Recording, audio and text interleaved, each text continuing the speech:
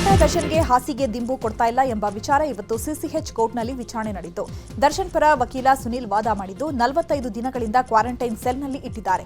ಬೆಳಕಿನ ಕಡೆಗೂ ಹೋಗುವಂತಿಲ್ಲ, ವಾಕಿಂಗ್ ಮಾಡೋಕೂ ಬಿಡ್ತಿಲ್ಲ. ಎಷ್ಟು ಜನ ವಿಐಪಿಗಳಿಗೆ ಎಂತೆಂಥ ಟ್ರೀಟ್ಮೆಂಟ್ ಕೊಡ್ತಾರೆ, ಆದರೆ ನನ್ನ ಕಕ್ಷಿದಾರರಿಗೆ ನಿಯಮಗಳ ಪ್ರಕಾರ ಸೌಲಭ್ಯ ಕೊಡ್ತಾ ಇಲ್ಲ ಅಂತ ವಾದ ಮಾಡಿದ್ರು. ಇದಕ್ಕೆ ಕೌಂಟರ್ ಕೊಟ್ಟ ಎಸ್ಪಿಪಿ ಪ್ರಸನ್ನಕುಮಾರ್, ಇಲ್ಲದನ್ನೆಲ್ಲ ಇಲ್ಲಿ ಹೇಳಬೇಡಿ, ಏನ್ ವಿಚಾರ ಇದೆಯೋ ಅದನ್ನಷ್ಟೇ ಹೇಳಿ. ಆರೋಪಿ ಪಲ್ಲಂಗ ಕೇಳಿದ್ರೆ ಕೊಡೋಕ್ಕಾಗಲ್ಲ ಅಂತ ಕೌಂಟರ್ ಕೊಟ್ರು. ಎಸ್ಪಿಪಿಗೆ ವಾದಕ್ಕೆ ಮತ್ತೆ ಕೌಂಟರ್ ಕೊಟ್ಟಂತಹ ದರ್ಶನ್ ವಕೀಲರು, ಉಮೇಶ್ ರೆಡ್ಡಿಗೆ ಎಷ್ಟು ಸೌಲಭ್ಯ ನೀಡಿದ್ದಾರೆ ಗೊತ್ತಾ? ಎಸ್ಪಿಪಿ ಜೈಲರ್ನ ಮಿಸ್ಲೀಡ್ ಮಾಡ್ತಿದ್ದಾರೆ, ಇಲ್ಲದ ಕಾನೂನು ಇವರು ಸೃಷ್ಟಿ ಮಾಡ್ತಿದ್ದಾರೆ ಅಂತ ಹೇಳಿದರು. ಇದಕ್ಕೆ ಆಕ್ಷೇಪ ವ್ಯಕ್ತಪಡಿಸಿದ ಎಸ್ಪಿಪಿ ಪ್ರಸನ್ನಕುಮಾರ್, ಸಜಾಬಂದಿಗೆ ಖೈದಿಗೆ ಕೊಡುವಂತಹ ಸೌಲಭ್ಯ ಕೊಟ್ಟಿದ್ದೇವೆ, ಆತನಿಗೆ ಯಾವ ರೀತಿ ಸೆಕ್ಯೂರಿಟಿ ನೀಡಬೇಕು ಅಂತಾನೂ ಇದೆ ಅಂತ ಹೇಳಿದರು. ಎಲ್ಲಾ ವಾದ ಪ್ರತಿವಾದ ಆಲಿಸಿ ಆದೇಶವನ್ನ ಅಕ್ಟೋಬರ್ 9ಕ್ಕೆ ಕಾಯ್ದಿರಿಸಲಾಗಿದೆ. ಅತ್ತ ಜೈಲಲ್ಲಿಯೇ ಹಾಸಿಗೆ ದಿಂಬಿಗೆ ನಟ ದರ್ಶನ್ ಪರದಾಡ್ತಿದ್ದಾರೆ. ಇತ್ತ ಸಾಮಾಜಿಕ ಜಾಲತಾಣದಲ್ಲಿ ಪತ್ನಿ ವಿಜಯಲಕ್ಷ್ಮಿ ಗಂಡನ ಜಪ ಮಾಡ್ತಿದ್ದಾರೆ. ದರ್ಶನ್ ಜೊತೆ ಥೈಲ್ಯಾಂಡ್ ಪ್ರವಾಸದ ಫೋಟೋಗಳನ್ನು ಪತ್ನಿ ವಿಜಯಲಕ್ಷ್ಮಿ ಶೇರ್ ಮಾಡಿಕೊಂಡಿದ್ದಾರೆ. ಜುಲೈನಲ್ಲಿ ಡೆವಿಲ್ ಶೂಟಿಂಗ್ ಸಮಯದಲ್ಲಿ ದರ್ಶನ್ ಜೊತೆ ವಿಜಯಲಕ್ಷ್ಮಿ ಕೂಡ ಥೈಲ್ಯಾಂಡ್ಗೆ ತೆರಳಿದ್ರು. ಇದೀಗ ಆ ಫೋಟೋಗಳನ್ನು ಸಾಮಾಜಿಕ ಜಾಲತಾಣದಲ್ಲಿ ಶೇರ್ ಮಾಡಿಕೊಂಡಿದ್ದಾರೆ. ಧರ್ಮಸ್ಥಳ ಬುರುಡೆ ಪ್ರಕರಣ ಸಂಬಂಧ ಎಸ್ಐಟಿಯಿಂದ ತನಿಖೆ ನಡೀತಾ ಇದೆ. ಇವತ್ತು ಸಂಜೆ ಮತ್ತೆ ಬಂಗ್ಲಗುಟ್ಟಕ್ಕೆ ಎಸ್ಐಟಿ ತನಿಖಾ ತಂಡ ಆಗಮಿಸಿದೆ. ಲೋಕೋಪಯೋಗಿ ಇಲಾಖೆ ಇಂಜಿನಿಯರ್ಗಳ ಜೊತೆ ಬಂದು ಸ್ಪಾಟ್ ಸ್ಕೆಚ್ ಮಾಡ್ತಿದ್ದಾರೆ. ಅಸ್ಥಿಪಂಜರದ ಅವಶೇಷಗಳು ಸಿಕ್ಕ ಜಾಗದಿಂದ ರಸ್ತೆವರೆಗೆ ಅಳತೆ ಪಟ್ಟಿ ಹಿಡಿದು ಎಸ್ಐಟಿ ಅಧಿಕಾರಿಗಳು ಪರಿಶೀಲನೆ ಮಾಡ್ತಾ ಇದ್ರು. ಮಹೇಶ್ ಶೆಟ್ಟಿ ತಿಮರೋಡಿ ಗಡೀಪಾರಿಗೆ ಆದೇಶ ಮಾಡಲಾಗಿತ್ತು. ಇದೀಗ ಗಡೀಪಾರು ಆದೇಶ ಪ್ರಶ್ನಿಸಿ ತಿಮರೋಡಿ ಹೈಕೋರ್ಟ್ ಮೆಟ್ಟಿಲೇರಿದ್ರು. ಇವತ್ತು ಹೈಕೋರ್ಟ್ನಲ್ಲಿ ವಿಚಾರಣೆ ನಡೆಯಿತು. ವಿಚಾರಣೆ ಕೈಗೆತ್ತಿಕೊಂಡ ಕೋರ್ಟ್ ತಿಮರೋಡಿ ವಿರುದ್ಧ ಯಾವುದೇ ಬಲವಂತದ ಕ್ರಮ ಕೈಗೊಳ್ಳದಂತೆ ಮಧ್ಯಂತರ ತಡೆ ನೀಡಿ ಅಕ್ಟೋಬರ್ 8ಕ್ಕೆ ವಿಚಾರಣೆ ಮುಂದೂಡಿಕೆ ಮಾಡಿದೆ. ಮಂಡ್ಯ ಜಿಲ್ಲೆಯ ಕೆಆರ್ಎಸ್ನಲ್ಲಿ 5ನೇ ದಿನದ ಕಾವೇರಿ ಆರತಿ ಕಾರ್ಯಕ್ರಮ ನಡೀತಾ ಇದೆ. ವೇದಿಕೆ ಕಾರ್ಯಕ್ರಮದಲ್ಲಿ ವಿನಯ್ ಗುರೂಜಿ, ಶಾಸಕ ಗಣಿಗ ರವಿಕುಮಾರ್, ವಿಧಾನ ಪರಿಷತ್ ಸದಸ್ಯ ದಿನೇಶ್ ಗೂಳಿಗೌಡ ಸೇರಿದಂತೆ ಹಲವು ಗಣ್ಯರು ಪಾಲ್ಗೊಂಡಿದ್ದಾರೆ. ವೇದಿಕೆ ಕಾರ್ಯಕ್ರಮದ ಬಳಿಕ ಕಾವೇರಿ ಆರತಿ ನಡೆಯಲಿದೆ.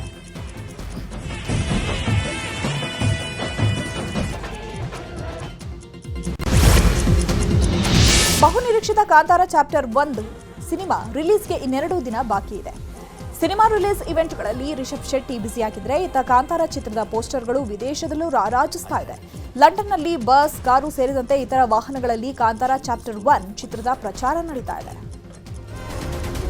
Our village, our people, our beliefs.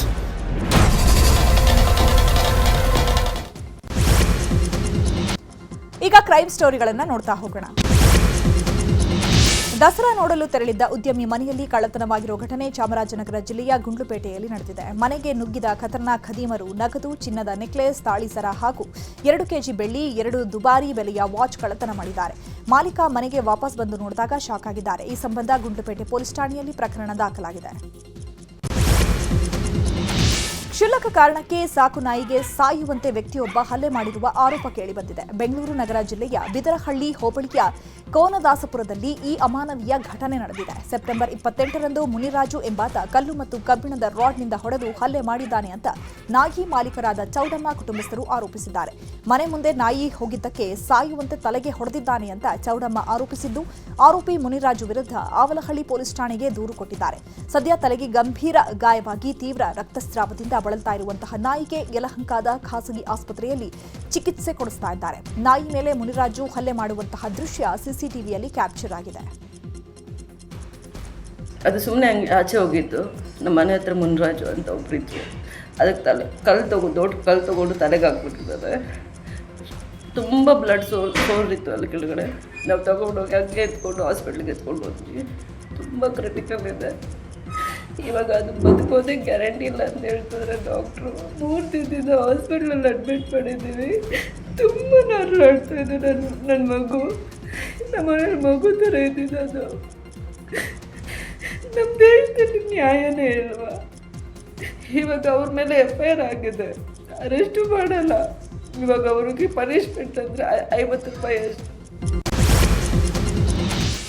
ಧಾರವಾಡದಲ್ಲಿ ಮಾಜಿ ಸೈನಿಕ ರಾಮು ನಿಪ್ಪಾಣಿ ಮೇಲೆ ಪೊಲೀಸರು ಹಲ್ಲೆ ಮಾಡಿದ ಪ್ರಕರಣಕ್ಕೆ ಸಂಬಂಧಪಟ್ಟಂತೆ ಇಬ್ಬರು ಪೊಲೀಸರನ್ನು ಅಮಾನತು ಮಾಡಲಾಗಿದೆ.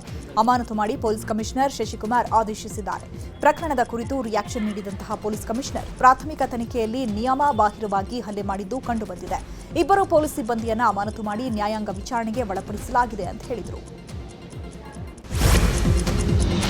ಹಾಸನದ ಮನೆಯೊಂದರಲ್ಲಿ ಅನುಮಾನಾಸ್ಪದ ವಸ್ತು ಸ್ಫೋಟಗೊಂಡಿದೆ. ಸ್ಫೋಟದ ಪರಿಣಾಮ ಮನೆಯಲ್ಲಿದ್ದವರಿಗೆ ಗಂಭೀರ ಗಾಯಗಳಾಗಿದೆ. ಗಾಯಾಳುಗಳನ್ನು ಬೆಂಗಳೂರಿಗೆ ದಾಖಲಿಸಿ ಚಿಕಿತ್ಸೆಯನ್ನು ನೀಡಲಾಗ್ತಾ ಇದೆ.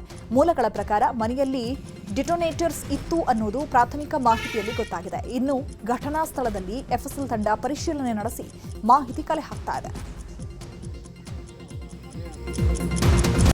ತಮಿಳುನಾಡಿನ ಕರೂರಿನಲ್ಲಿ ಕಾಲ್ತುಳಿತ ದುರಂತ ಪ್ರಕರಣಕ್ಕೆ ಸಂಬಂಧಪಟ್ಟಂತೆ ಟಿವಿಕೆ ಪಕ್ಷದ ನಾಯಕ ಹಾಗೂ ನಟ ವಿಜಯ್ ಪ್ರತಿಕ್ರಿಯೆ ನೀಡಿದ್ದಾರೆ. ದುರಂತಕ್ಕೆ ತೀವ್ರ ವಿಷಾದ ವ್ಯಕ್ತಪಡಿಸಿದ ಅವರು, ಜನರ ಸುರಕ್ಷತೆಯೇ ನನ್ನ ಮೊದಲ ಆದ್ಯತೆ. ನನ್ನ ಮೇಲೆ ದ್ವೇಷ ಇದ್ರೆ ನೇರವಾಗಿ ತೀರಿಸಿಕೊಳ್ಳಿ. ಘಟನೆಯ ಸತ್ಯ ಶೀಘ್ರವೇ ಹೊರಬರಲಿದೆ ಅಂತ ಪರೋಕ್ಷವಾಗಿ ಸಿಎಂ ಸ್ಟಾಲಿನ್ ವಿರುದ್ಧ ಆಕ್ರೋಶವನ್ನು ವ್ಯಕ್ತಪಡಿಸಿದರು. ದುರಂತದಲ್ಲಿ ಗಾಯಗೊಂಡವರನ್ನ ಶೀಘ್ರವೇ ಭೇಟಿ ಮಾಡ್ತೀನಿ ಅಂತಾನೂ ಹೇಳಿದರು. மக்களுடைய சேஃப்டி மட்டும் மைண்டில் வச்சுக்கிட்டு அதுக்கான இடங்களை சூஸ் பண்ணுறது, அதுக்கான இடங்களை பார்த்து பெர்மிஷன் கேட்குறது, மக்களுக்கு எல்லா உண்மையும் தெரியும். மக்கள் எல்லாத்தையும் பார்த்துக்கிட்டு இருக்கிறாங்க.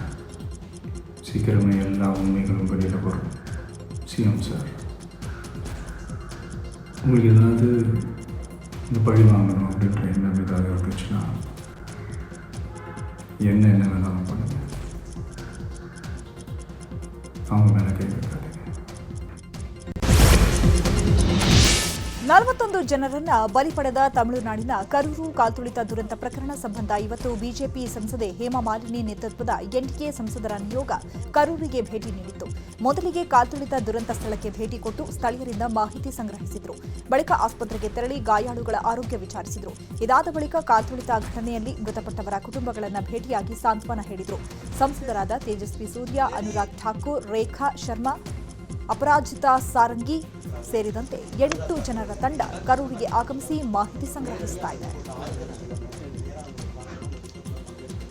ಬಿಜೆಪಿ ನಿಯೋಗ ಭೇಟಿ ಕೊಟ್ಟಿರುವಂತಹ ಬೆನ್ನಲ್ಲೇ ಕಾಂಗ್ರೆಸ್ ನಾಯಕರು ಕೂಡ ಕರೂರಿಗೆ ಆಗಮಿಸಿದ್ದಾರೆ. ಕಾಂಗ್ರೆಸ್ ನಾಯಕ ಕೆಸಿ ವೇಣುಗೋಪಾಲ್ ಕರೂರು ಸರ್ಕಾರಿ ಆಸ್ಪತ್ರೆಗೆ ತೆರಳಿ ಗಾಯಾಳುಗಳ ಆರೋಗ್ಯವನ್ನು ವಿಚಾರಿಸಿದರು. ಇದಕ್ಕೂ ಮೊದಲು ಕಾಲ್ತುಳಿತ ದುರಂತದ ಸ್ಥಳಕ್ಕೆ ಹೋಗಿ ಸ್ಥಳೀಯರಿಂದ ಘಟನೆ ಬಗ್ಗೆ ಮಾಹಿತಿ ಪಡೆದರು. ಕರೂರು ಕಾಲ್ತುಳಿತ ಪ್ರಕರಣ ಸಂಬಂಧ ಟಿವಿಕೆ ಪಕ್ಷದ ಇಬ್ಬರು ಮುಖಂಡರನ್ನ ಪೊಲೀಸರು ಬಂಧಿಸಿದ್ದಾರೆ. ವಿಜಯ್ ಅವರ ರ್ಯಾಲಿಗಾಗಿ ಕರೂರು ಪಟ್ಟಣದಲ್ಲಿ ಫ್ಲೆಕ್ಸ್ ಬ್ಯಾನರ್ಗಳನ್ನು ಅಳವಡಿಸಿದ್ದ ಮತಿಯಂಗಳಲ್ ಮತ್ತು ಪೌಂಡ್ ರಾಜ್ ಎಂಬ ಇಬ್ಬರನ್ನ ಬಂಧಿಸಲಾಗಿದೆ. ಅಲ್ಲದೆ ತಪ್ಪು ಮಾಹಿತಿ ಹರಡಿದ ಆರೋಪದ ಮೇಲೆ ಚೆನ್ನೈ ಸೈಬರ್ ಕ್ರೈಮ್ ಪೊಲೀಸರು ಯೂಟ್ಯೂಬರ್ ಫೆಲಿಕ್ಸ್ ಜೆರಾಲ್ಡ್ ಅವರನ್ನ ಬಂಧಿಸಿದ್ದಾರೆ. ಆರೋಪಿಗಳಿಗೆ ಕೋರ್ಟ್ 14 ದಿನಗಳ ಕಾಲ ನ್ಯಾಯಾಂಗ ಬಂಧನಕ್ಕೆ ನೀಡಿದೆ. ಬಿಹಾರ ವಿಧಾನಸಭಾ ಚುನಾವಣೆಯ ದಿನಾಂಕವನ್ನ ಈ ವಾರಾಂತ್ಯ ಅಥವಾ ಮುಂದಿನ ವಾರದಲ್ಲಿ ಕೇಂದ್ರ ಚುನಾವಣಾ ಆಯೋಗ ಘೋಷಿಸುವ ಸಾಧ್ಯತೆ ಇದೆ. ಈ ಮಧ್ಯೆ ಹೊಸ ಸಮೀಕ್ಷೆಯೊಂದು ಹೊರಬಿದ್ದಿದ್ದು, ಇದರ ಪ್ರಕಾರ ಬಿಜೆಪಿ ಜೆಡಿಯು ನೇತೃತ್ವದ ಎನ್ಡಿಎ ಮೈತ್ರಿಕೂಟ ಗೆಲ್ಲುವ ವಿಶ್ವಾಸ ವ್ಯಕ್ತಪಡಿಸಿದೆ. ಒಟ್ಟು 240 ಸ್ಥಾನಗಳಲ್ಲಿ ಎನ್ಡಿಎ ಮೈತ್ರಿಕೂಟ 131ರಿಂದ 150 ಸೀಟ್ ಗೆಲ್ಲಲಿದೆಯಂತೆ. ಮಹಾಗಠಬಂಧನ್ 81ರಿಂದ 103 ಸೀಟುಗಳನ್ನು ಗೆಲ್ಲಲಿದೆ ಅಂತ ಒಪಿನಿಯನ್ ಪೋಲ್ ಹೇಳಿದೆ. ಪೆಟ್ರೋಲ್ ಡೀಸೆಲ್ ಸಾಗಿಸುವ ಟ್ಯಾಂಕರ್ನಲ್ಲಿ ಕಸಾಯಿ ಖಾನೆಗೆ ಗೋವುಗಳನ್ನು ಸಾಗಿಸ್ತಾ ಇದ್ದ ಆರೋಪಿಗಳು ಸಿಕ್ಕಿಬಿದ್ದಿದ್ದಾರೆ. ಜಮ್ಮು ಕಾಶ್ಮೀರದ ಉಧಂಪುರ ಜಿಲ್ಲೆಯಲ್ಲಿ ಈ ಘಟನೆ ನಡೆದಿದೆ. ತೈಲ ಟ್ಯಾಂಕರ್ನಲ್ಲಿದ್ದ 20ಕ್ಕೂ ಹೆಚ್ಚು ಗೋವುಗಳನ್ನು ಪೊಲೀಸರು ರಕ್ಷಣೆ ಮಾಡಿದ್ದು ಆರೋಪಿಗಳನ್ನು ವಶಕ್ಕೆ ಪಡೆದಿದ್ದಾರೆ. ದೆಹಲಿಯಲ್ಲಿ ಮತ್ತೆ ಮಳೆ ಅಬ್ಬರ ಶುರುವಾಗಿದೆ. ಕಳೆದ ಒಂದು ವಾರದಿಂದ ಬಿಡುವು ಕೊಟ್ಟಿದ್ದ ಮಳೆ ಇವತ್ತಿನಿಂದ ಮತ್ತೆ ಸುರಿತಾ ಇದೆ. ದೆಹಲಿಯ ಹಲವು ಭಾಗಗಳಲ್ಲಿ ರಸ್ತೆಗಳು ಜಲಾವೃತವಾಗಿದೆ. ತಗ್ಗು ಪ್ರದೇಶದಲ್ಲಿ ಮನೆಗಳಿಗೆ ನೀರು ನುಗ್ಗಿ ಅವಾಂತರ ಸೃಷ್ಟಿಯಾಗಿದೆ. ಜಖೀರಾ ಅಂಡರ್ಪಾಸ್ನಲ್ಲಿ ನೀರು ತುಂಬಿದ್ದು ವಾಹನಗಳ ಸಂಚಾರ ಸ್ಥಗಿತಗೊಳಿಸಲಾಗಿದೆ.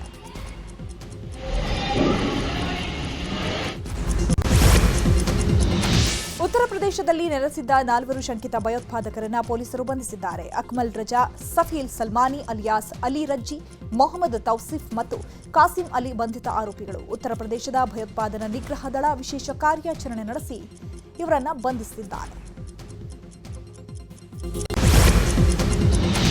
ಈಗ ವಿದೇಶ ಸುದ್ದಿಗಳನ್ನು ನೋಡ್ತಾ ಹೋಗೋಣ. ಪಾಕಿಸ್ತಾನದ ಕ್ವೆಟ್ಟಾದಲ್ಲಿ ಭಾರೀ ಸ್ಫೋಟ ಸಂಭವಿಸಿ 10ಕ್ಕೂ ಹೆಚ್ಚು ಮಂದಿ ಮೃತಪಟ್ಟಿದ್ದಾರೆ. ದಾಳಿಕೋರ ಕಾರಿನಲ್ಲಿ ಬಂದು ಸೇನಾ ಪ್ರಧಾನ ಕಚೇರಿಯ ಬಳಿ ಆತ್ಮಾಹುತಿ ಬಾಂಬ್ ದಾಳಿ ನಡೆಸಿದ್ದಾರೆ. ಸ್ಫೋಟಕಗಳಿದ್ದಂತಹ ವಾಹನವನ್ನ ಸೇನಾ ಪ್ರಧಾನ ಕಚೇರಿಯ ಮುಖ್ಯ ದ್ವಾರಕ್ಕೆ ಡಿಕ್ಕಿ ಹೊಡೆದು ಅಲ್ಲಿ ಸ್ಫೋಟಿಸಿದ್ದಾನೆ ಅಂತ ಮೂಲಗಳು ತಿಳಿಸಿವೆ. ಇಸ್ರೇಲ್ ಮತ್ತು ಗಾಜಾ ನಡುವಿನ ಸಂಘರ್ಷ ಕೊನೆಗೊಳಿಸಲು ಅಮೆರಿಕ ಅಧ್ಯಕ್ಷ ಡೊನಾಲ್ಡ್ ಟ್ರಂಪ್ ಇಸ್ರೇಲ್ ಪ್ರಧಾನಿ ಬೆಂಜಮಿನ್ ನೆತನ್ಯಾಹು ಅವರೊಂದಿಗಿನ ಸಭೆ ನಡೆಸಿದ್ದಾರೆ. ಕದನ ವಿರಾಮಕ್ಕೆ ಟ್ರಂಪ್ 20 ಅಂಶಗಳ ಯೋಜನೆಯನ್ನ ಸಿದ್ಧಪಡಿಸಿದ್ದು, ಟ್ರಂಪ್ ಯೋಜನೆಗೆ ಪ್ರಧಾನಿ ಮೋದಿ ಸ್ವಾಗತಿಸಿದ್ದಾರೆ.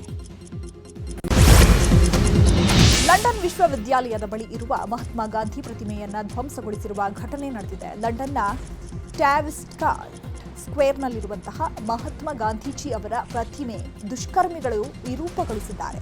ಭಾರತದ ಹೈಕಮಿಷನ್ ಈ ಘಟನೆಯನ್ನು ಬಲವಾಗಿ ಖಂಡಿಸಿದ್ದು, ಇದನ್ನು ನಾಚಿಕೆಗೇಡಿನ ಕೃತ್ಯ ಮತ್ತು ಅಹಿಂಸೆಯ ಪರಂಪರೆಯ ಮೇಲಿನ ದಾಳಿ ಅಂತ ಕರೆದಿದೆ.